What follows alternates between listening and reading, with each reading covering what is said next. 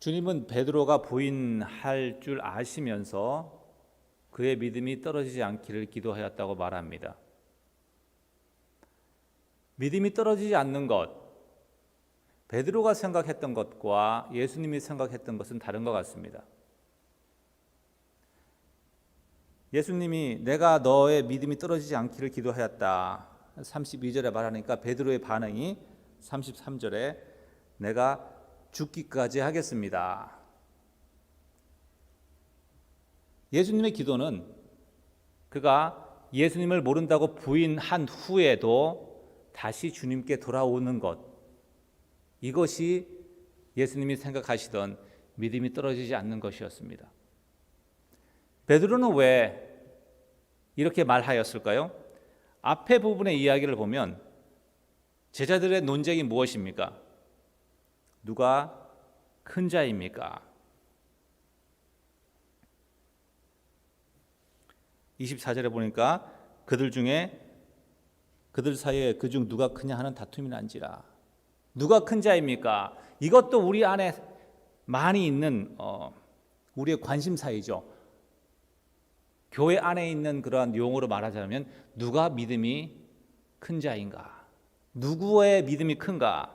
누가 말씀을 잘 전하고 누가 교회를 잘 헌신하는가? 이런 모든 것은 자기 중심적인 신앙입니다. 이것은 믿음의 관점에서 본 것이 아니죠. 베드로의 문제는 자기 확신이었습니다. 다른 사람은 다 주를 버릴지라도 나는 주를 버리지 않겠습니다. 그런데 주님을 부인하고 주님과 눈이 마주쳤을 때에 이 확신이 산산이 깨어지게 됩니다. 사람은 누구에게나 자기 확신이 있습니다. 나는 괜찮은 사람이야. 나는 그래도 믿음이 있어. 사실 이러한 확신이 없으면 살아가기가 힘듭니다. 그런데 하나님께서 우리의 삶을 인도하시는 것을 보면 이러한 확신이 깨어지도록 우리 삶을 인도하는 걸 볼 수가 있습니다. 그래서 우리는 반드시 실패하고 넘어질 때가 있습니다. 그때 내가 생각하는 만큼 내가 믿음이 있는 사람이 아니구나 하는 그러한 생각이 들게 되죠.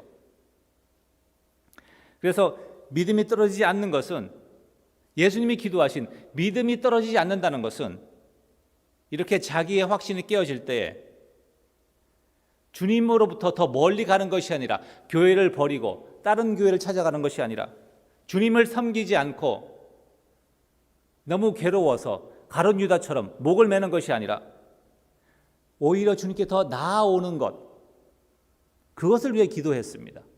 그것이 바로 믿음인 것이죠. 실패하지 않는 것이 믿음이 아니라 어떤 분은 자기 의지가 강해서 자기 통제를 잘하고 남들이 보기에 신앙생활 잘하는 것처럼 보이는 분들이 있습니다. 이런 분들은 정말 믿음이 있는지 없는지 확인할 방법이 없어요. 그런데 믿음이 있다는 것은 내가 실패하고 나의 수치가 드러났을 때 주님께로 다시 나아오고 주님을 붙잡는 마음이 있느냐, 이것이 믿음인 것이죠. 그렇게 하기 위해서는 두 가지가 필요합니다.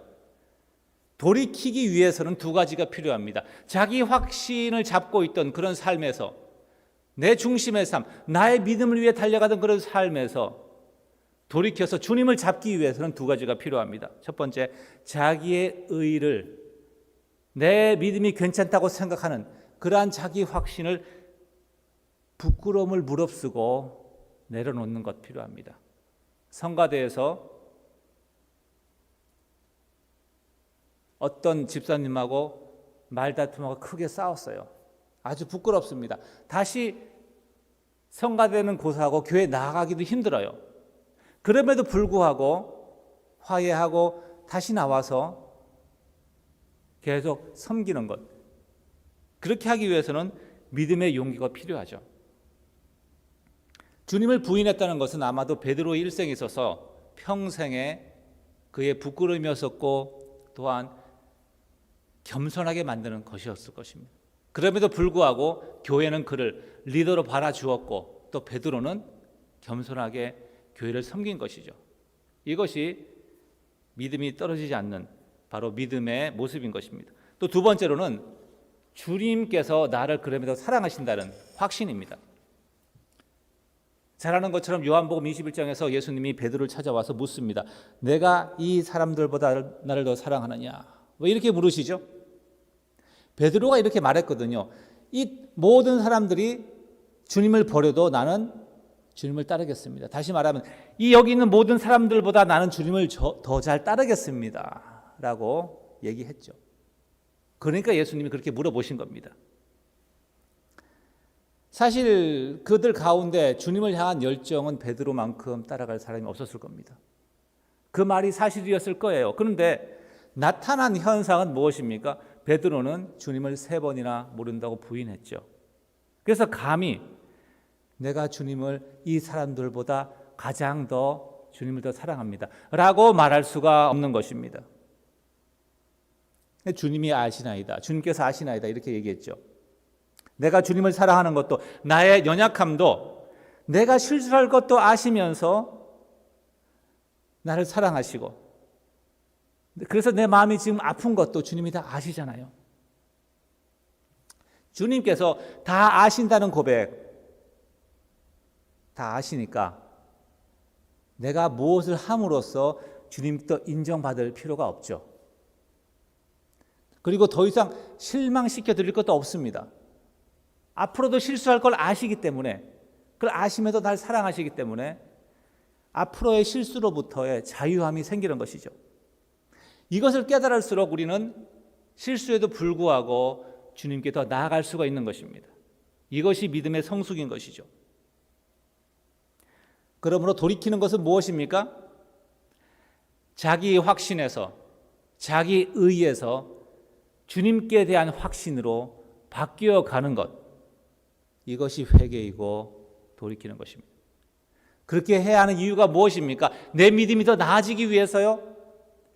내 형제를 굳게 세우기 위해서 우리가 그러한 믿음 가운데 서야 하는 것입니다. 누가 큰 자인가? 누가 믿음이 더 있는 자인가? 라는 관심으로 가득 차 있던 베드로에게 주님이 이렇게 말씀하시죠. 내가 나를 사랑하느냐? 내 양을 먹이라. 내 형제를 굳게 하라. 이것이 우리의 믿음이 성숙으로 나아가는 길인 줄 믿습니다. 기도하시겠습니다.